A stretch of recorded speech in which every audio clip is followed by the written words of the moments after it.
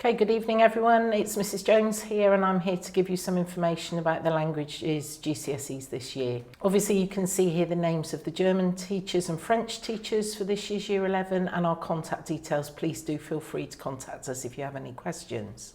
As you'll see, and I'm sure you've seen in the press, the course structure has changed slightly this year.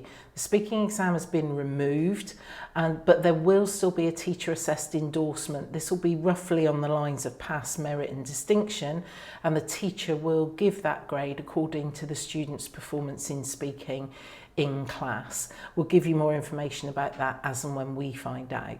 So as you can see, therefore, there are only now 3 final exams, which count for 33.3% each rather than the original 25%.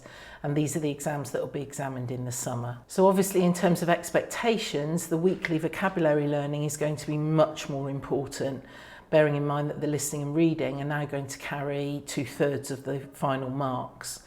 As you'll know, your child gets a homework booklet every week.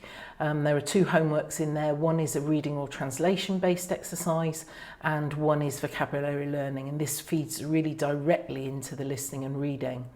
Obviously we'll still be preparing model writing exam answers, and for the students who have been preparing their speaking exam model answers, these feed directly into the writing, so no time has been wasted there.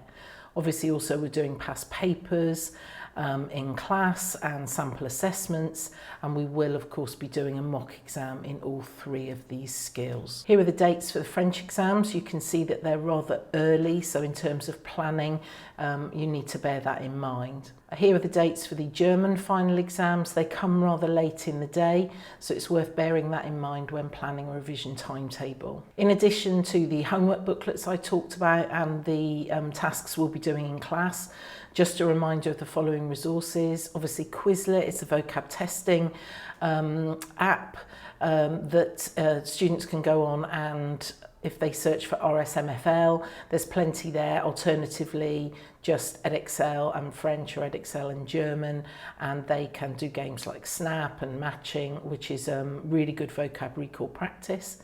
This is language.com, which a lot of the students were using in lockdown, various videos with associated tasks. You can use the little snail button to slow this down, particularly if you're foundation level, and it's a really valuable resource.